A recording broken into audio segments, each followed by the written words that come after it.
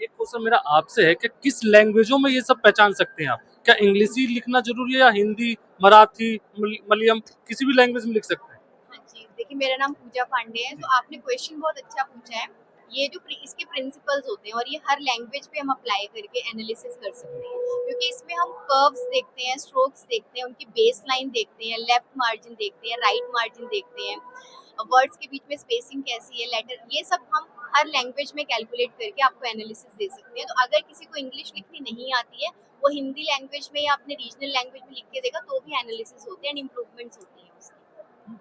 कई बार ऐसा होता है कि किसी दुर्घटना की तरफ से किसी के हाथ में चोट लग गई, हाँ जी। उसका हाथ डैमेज हो गया, क्या इसके वजह से उसकी हैंडराइटिंग में फर्क पड़ेगा? हाँ। क्या उसके वजह से सारी हैंडराइटिंग की जो भविष्य जो आप बता रहे हैं, जो चीज आप दिखा रहे हैं, क्या उसमें फर्क पड़ेगा चीजों को लेकर? नहीं, इसका जवाब मैं दे देता हूँ। आप देखे होंगे बहुत सारे लोगों का हाथ नहीं होता है, जी जी तो मुंह में लिखते हैं या पाँव में लिखते हैं। जी तो उसमें हाथ से कोई लेना देना जरूरी नहीं है। जो हमारा थॉट प्रोसेस है वो लिखने में एक्सप्रेशन में आता है, ठीक है। वही रहेगा, वही सोच रहेगा। हाथ होना ना होने से ज्यादा फर्क नहीं होता। तो क्या कोई एग्जाम्पल आप दिखा सकते हैं अगर? जी क्या है, अगर किसी की लाइफ में कोई ट्रेजेडी हुई है तो डेफिनेटली उसके ब्रेन पे उसका असर है ना। वो अगर दुखी वाली बात है तो उसका ब्रेन वैसा ही दुखी वाला केमिकल रिलीज कर रहा है, समझिए इसको ऐसे। तो जब वो पेन पकड़ रहा है, स्ट्रोक्स लिख रहा है, तो उसी तरह का फॉर्मेशन उससे बनेगा। आपने देखा होगा कि एक आदमी है, बहुत चोट लगने के बाद भी उसका विल पावर नहीं जाता कहीं पे, तो राइटिंग में बिल्कुल उसके स्ट्रोक्स बहुत फर्म होंगे। लेकिन एक इंसान छोटी सी चोट से भी घबरा जाता है, तो कितना भी सही है ना, उसके स्ट्रोक्स वैसे कांपते हुए बनेंगे। तो अगेन ये पूरा ब्रेन की रीवायरिंग है। आपके सबकॉन्शियस माइंड जैसा सोच रहा है वैसे ही आपके लेटर्स बनने वाले। मैं आपको एक एग्जांपल देती हूँ। अगर मैं आपको एप्पल बोलूँ तो आपके माइंड में क्या आ रहा है? लाल रंग का सेब आ रहा है ना, APPLE तो नहीं आ रहा ना। तो हमारा माइंड ग्राफ की लैंग्वेज समझता है। तो जो हम dots, vertical lines, horizontal bars, curve, strokes जो ले रहे हैं, ग्राफ है हमारे माइंड के लिए। इसको जोड़ करके एक अल्फाबेट बनता है। आप प्रिडिक्ट करते हैं, तो उसके अकॉर्डिंग अगर आप चेंजेस लाते हैं तो आपका फ्यूचर अपने आप ही सेफ हो जाएगा। तो हम फ्यूचर नहीं बताते, हम प्रेजेंट में आपके बिहेवियर पैटर्न्स क्या है, पर्सनालिटी ट्रेट्स क्या है, ये सारी चीज़ें बताते हैं। तो आपकी स्ट्रेंथ, आपकी वीकनेसेस, अगर आप अपनी वीकनेसेस पे वर्क करते हैं तो वही चीज़ें आप चेंजेस करेंगे तो आपका फ्यूचर बेटर हो जाएगा। कम से कम कितने वर्ड्स लिखने पड़ेंगे आपको पूरी डिटेल पता करने के लिए? देखिए, मेरा नाम उमेश सिंह है। मैं भी ग्राफोलॉजिस्ट हूँ सर के साथ, और मैंने अपनी बुक भी लिखी है। अभी मैं फुल टाइम यही काम कर रहा हूँ। जैसा आपने सवाल पूछा कि कितने वर्ड्स लिखे होने चाहिए, तो ग्राफोलॉजिस्ट के लिए सिग्नेचर ही काफ़ी है। सिग्नेचर ही काफी? सिग्नेचर ही काफ़ी है, बट येस, मोर एक्यूरेसी के लिए जितने ज़्यादा आप वर्ड्स लिखेंगे, जितना आप पेज लिखेंगे, एटलीस्ट 1 A4 साइज़ का पेपर चाहिए होता है एक गुड सैंपल के लिए। उससे हम आपके पर्सनैलिटी ट्रेट्स, आपका रिलेशन, सोसाइटी के प्रति नज़रिया, आपका मनी पोटेंशियल और फ्यूचर अपॉर्चुनिटीज़ भी आपकी कैलकुलेट की जा सकती है। तो अगर मैं एक सिग्नेचर अपना, जी सर कुछ कह रहे थे आप? हाँ, मैं आपको एक चीज बता दूं। जैसे आप लोग पूछते हैं कि बाकी जैसे ज्योतिष देख के फ्यूचर है, हाँ, हम अभी क्या बोले आपका राइटिंग देख के बता देंगे। कोई लड़का या स्टूडेंट इंजीनियर बनेगा, डॉक्टर बनेगा, सिविल सर्विस करेगा, ये तो फ्यूचर है, जी जी। ठीक है।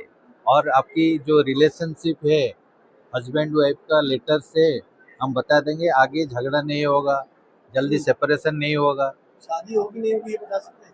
और नहीं, जैसे कुंडली मैच करते हैं, जी मैं शादी से पहले बॉय और गर्ल का मैचिंग करता हूँ। मैचिंग करते हैं आप? हाँ, उसमें कितना गुण मिलता है, क्या क्या चीज नहीं मिलता है, एक गुस्से वाली है, एक ठंडे मिजाज की है, तो गुण मिलाते हैं। मैं अपना सिग्नेचर करूँ तो मेरे बारे में क्या बता पाएंगे आप? अरे ये लाइव एग्जांपल लेते हैं। मैं देखता हूँ कि अपना सिग्नेचर करके सब बता क्या पाते हैं। इसको नीचे रखो सर। हाँ,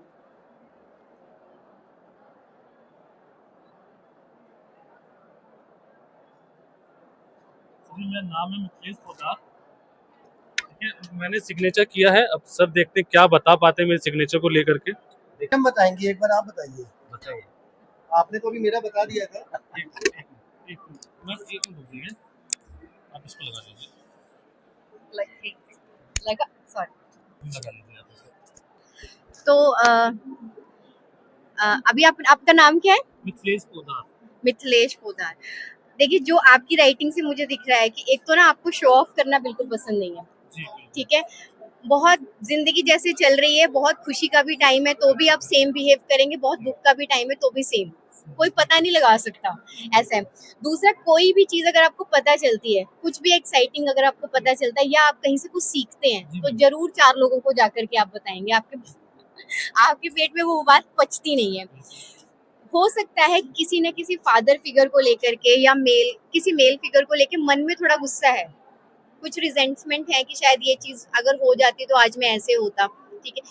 क्रिएटिविटी आपकी बहुत अच्छी है लेकिन आप उसको एक्सप्रेस नहीं कर पाते हैं। जैसे कि मान लो आपको किसी से प्यार है, बहुत पसंद कर रहे हैं, लेकिन आप ना सही टाइम पे उसको बता नहीं पाएंगे जाकर के, विद राइट वर्ड्स नहीं बोल पाएंगे। रिलेशनशिप इश्यूज हो जाते हैं आपके। कई बार ऐसा होता है कि स्ट्रेट बोलने के चक्कर में ना लोग आपको अंडरस्टैंड करने की बजाय मिसअंडरस्टूड कर लेते हैं और कई बार ऐसा लगता होगा कि यू आर ब्लंट स्पीकर। ये चीज आपके साथ है। एंड अच्छा, कुछ गड़बड़ होता है ना आपकी लाइफ में तो आप खुद को ब्लेम करने लग जाते हैं कि मतलब आई शुड। स्टार्टिंग में किसी भी काम के आप कॉन्फिडेंट नहीं रहते हैं, बट जैसे जैसे प्रोग्रेस होती रहती है आपको लगता है अब तो मैं उखाड़ दूंगा। कई चीजें ऐसी हैं जो सही बता रही है मैम। मैम और कुछ आप बताएंगे इसमें? और एक चीज और है कि बहुत अच्छे से स्टोरी कुक कर लेते हो आप। जी स्टोरी टेलिंग आपकी बड़ी स्ट्रांग है। मसाला डाल डुल के जैसे किसी को बताना है तो बहुत बढ़िया से। मैम ने जो ये बात बोली है ना कि मेरे पेट में कोई बात पचती नहीं है, ये तो जरूर है कि मैं अपने 4-5 लोगों को जरूर बता देता हूँ सर ये चीजें। सर बता